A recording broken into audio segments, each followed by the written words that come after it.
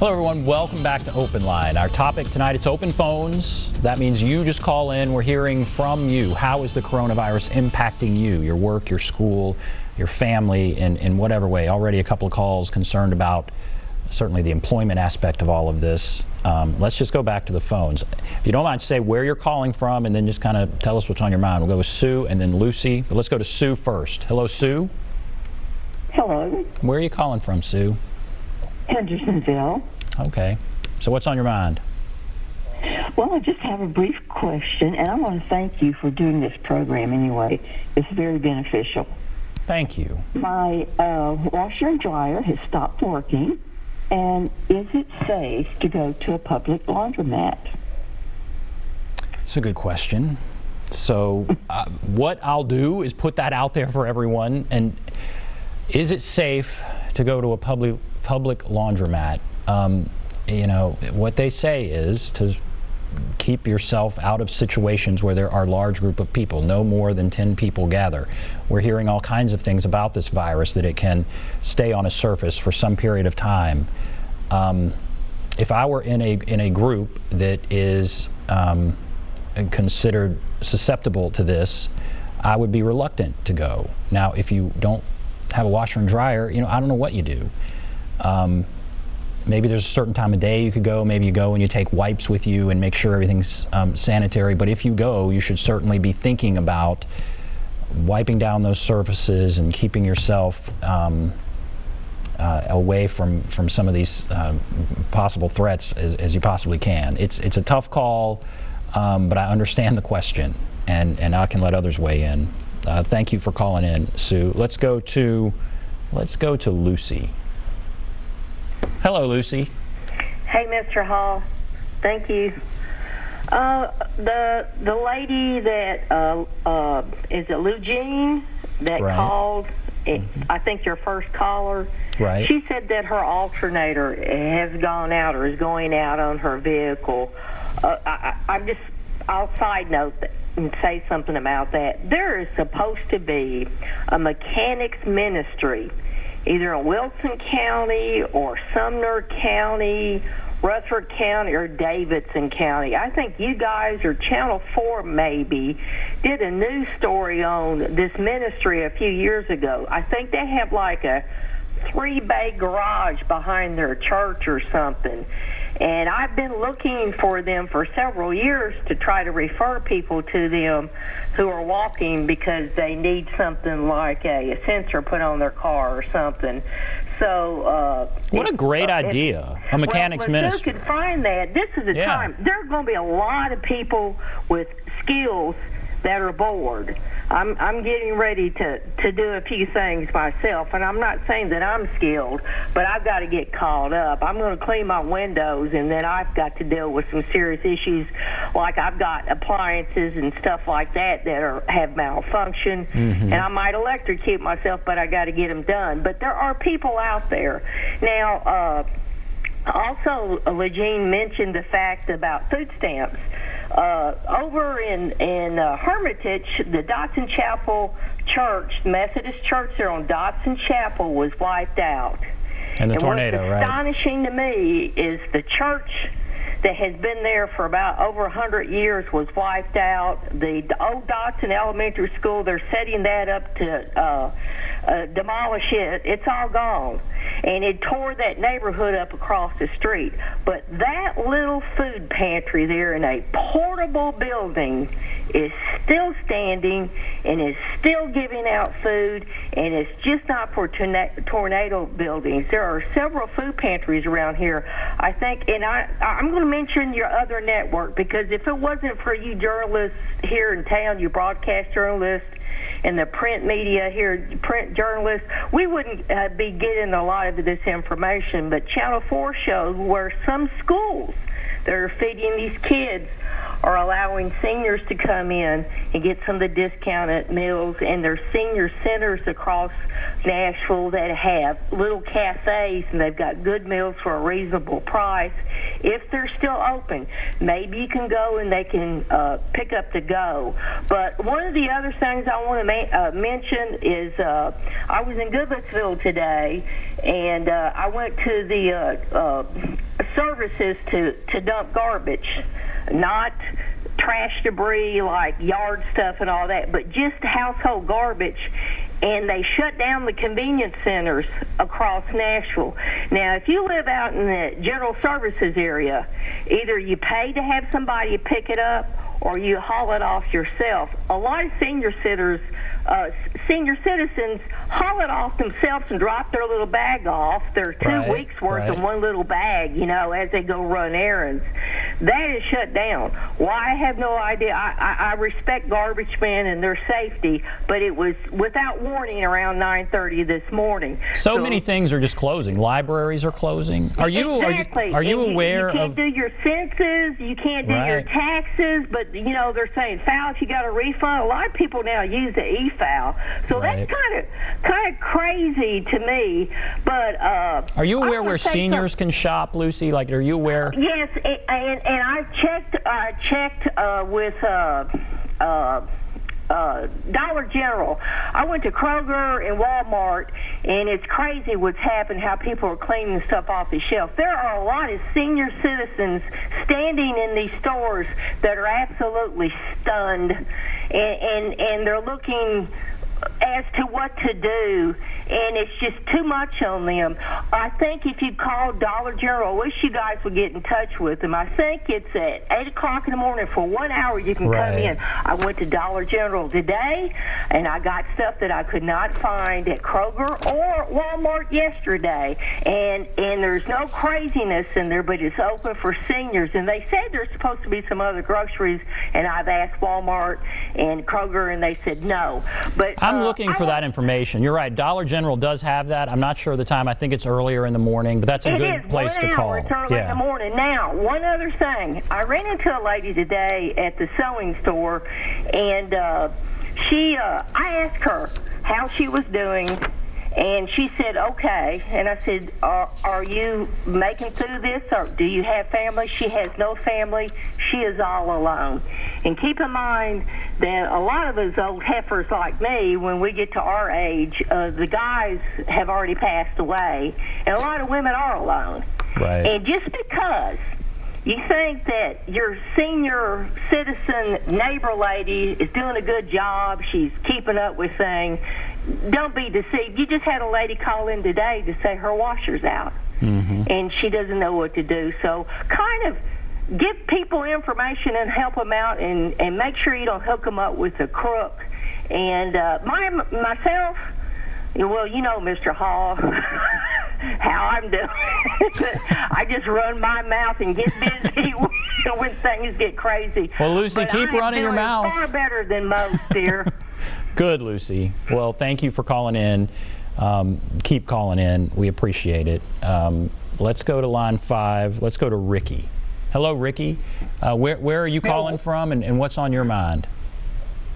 Well, what's on my mind? I live up here around Cookville. I'm about a half a mile from where the tornadoes and stuff came through. Oh, wow. And everything. And I had a big question. Was this virus just contained to the regular citizens' hospitals, the public hospitals, or is this also spreading into your mental hospitals and stuff? Because I do have a loved one that is mentally ill, but for some reason they like keeping stuff like that a secret. Right. But I'm just curious if that virus is even getting into the mental hospitals and stuff. There's no reason. Well, thank you, Ricky, and you're going through a lot up there.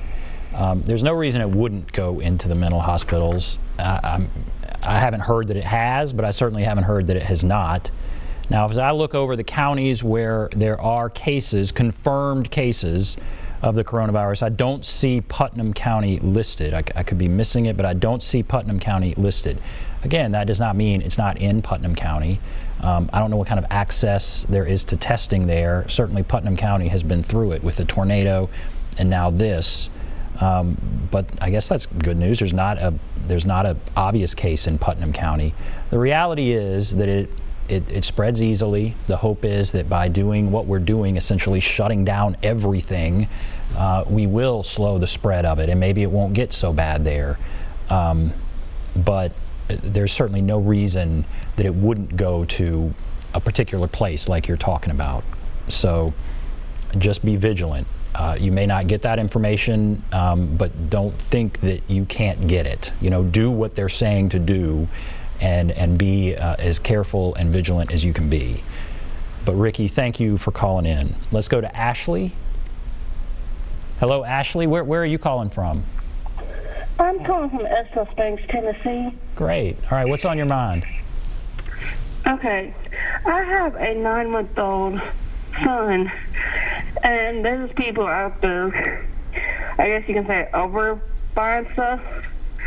I went the other day and there was no baby wipes, and diapers were limited. And my son right now has no formula at all, and is liquid news tomorrow. And Walmart said all they had was 8 cans, and they weren't for sure if they was going to have it or not. And I don't have an income because I'm a felon for one reason, and it's hard for me to get a job having a little boy. And it's just hard. My fiance, he works at Tepro, and he just found out that they're shutting Nissan down. Right. And we don't know what to do because we don't have the money to afford to buy it straight cash for his formula, and I'm just not knowing what to do. I've been asking for help, and it's like the people want to help, that, you know, they don't have a way to me because I don't drive, and I just don't. I'm at the end because I don't know what to do, and he has no milk at all. So you have a 9-month-old, and is the Yes. problem you can't find it on the shelves, or you can't afford it? It's like the only what they got right now is like at eight cans, and they said they cannot put it back or nothing like that, and it's not a guarantee that they'll have it in the morning. And you're in Estill Springs? Yes. I mean, okay, thank you for sharing that. I mean, I know that there are plenty of people, I'm afraid, that are close to your situation. Your situation sounds pretty dire. I don't know if there's a church or some sort of charity organization that's near you that hopefully you can reach out and get some help. But wow, what are you going to do tomorrow? Well, see, his liquid news, and I'm hoping that we can find a place that has his formula. Mm-hmm. Okay. Ashley, thank you. Thank you for sharing that. So there you're hearing somebody who has a couple of problems. Can't find the formula, can't find enough of it. There's not a ton, she said, there at the Walmart there. And then is struggling with her fiance being laid off, with her work employment problems, even being able to afford it for her 9-month-old. So that's Ashley in Estill Springs. Ashley, thank you for calling in. I'm going to keep going through the phones here. We have a bunch of calls. Vincent? Vincent, are you there? Where are you calling from? I think you're there. Now? Where are you calling from? Okay, I'm calling from West Natural. Okay. All right. What's on your mind? All right. Let's start back from the start now. The reason why a lot of people are not being able to find these items at the Walmart or Kroger big department stores like they are.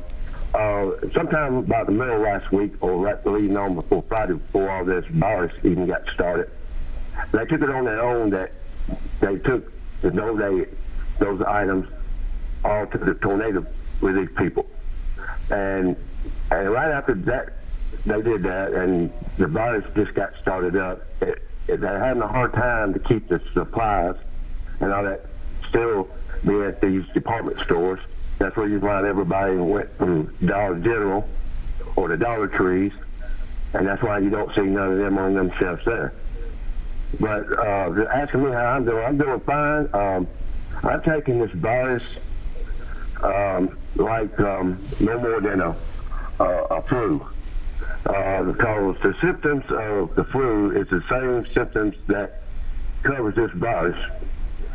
And I would think that there's a lot of people that the age is conveyor of smokers, because this virus hurts a lot of people that got respiratory problems. Right, that's correct. Breathing.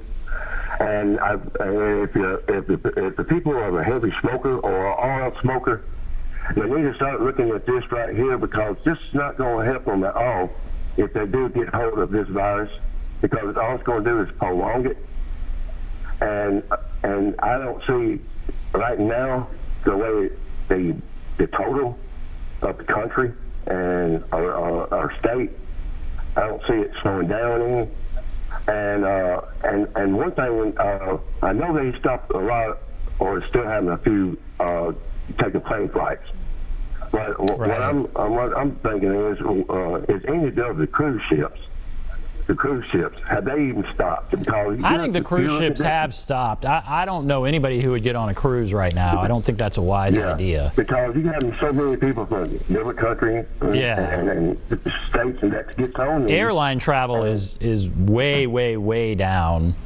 That's interesting what you said, and it's interesting, I guess, from our last caller, Ashley, talking about, are people hoarding food? Are they hoarding certain things? We've certainly seen people buy all kinds of stuff. It's been reported all over the place about toilet paper. We have been assured that there will be enough. There is enough food right now. There is enough the toilet paper coming. I mean, if people don't unnecessarily panic, there's going to be plenty. And I think that they can meet the supply. I don't think that that is an immediate concern. Well, once they do get back on the shelf, they will be enough, because a lot of them have stepped up to saying that you only can buy a limit. Yeah, I think they're trying to limit some of it to something that's within reason. Yeah, that'll help out a whole lot, because when it first got started, I mean, everybody was going at it like we had an earthquake or something, you know, and it was a need. Because people want to do something. They don't know what to do. They want to do something, and that's what they feel like they can do. They've lost all control, and they just want to have some sense that they're trying to help themselves, and that's what they do. But that's not a helpful thing. I just feel sorry for a lot of the employees, especially in the business of either the restaurants or working at bars and all, because that's their livelihood. Yeah, it is. And if you get the places, your business getting shut down or closed, even just a week, that's enough to affect a whole family right there. We're missing work and missing pay. So I wanted myself to work at a restaurant, and I just found out earlier today that Dr. Mills out there where I'm at, they've shut down until the 29th now. Oh, really? So, So you got to look at all the stores out there that's in that mall, and look at all of the employees that works in those stores, how it's going to affect. And some of the people are getting hit twice. You're having people that lost in the tornado, and then now they got this, so they're getting hit twice. And I feel sorry for the ones that get hit that bad, because it's like it ain't no turning point, because every time something happens, something else comes up. And this is what happened to these people, and I feel sorry about these ones, and I hope we can come up with something pretty quick that everything can wash over and we can get back to the state of mind. Amen to that. Amen. Yeah, Vincent's right on so many levels there. There's so many people that have been hit twice. There's so many people that got a call yesterday that their business is closing and they're laid off. There's so many restaurant workers, retail workers, hotel workers, people in the travel industry. There are people all over that are having that happen. Vincent said he hopes that this can turn around quickly. Certainly we all hope that. The president has said initially a 15-day period. And now I saw the Surgeon General interviewed this morning, and he said it'll likely be longer than that. But at least let's see if we can flatten this curve over the next 15 days. Let's see what we can do by isolating ourselves, by not coming in contact with other people, by not having large gatherings, by really trying to flatten the curve over the next 15 days, and then let's go from there. But hopefully this won't last too long. There is precedence. I mean, we had the Spanish flu, as it was called, in 1918 and 1919. 7,000 people or so died in Tennessee. 1,500 people or so died in Davidson County.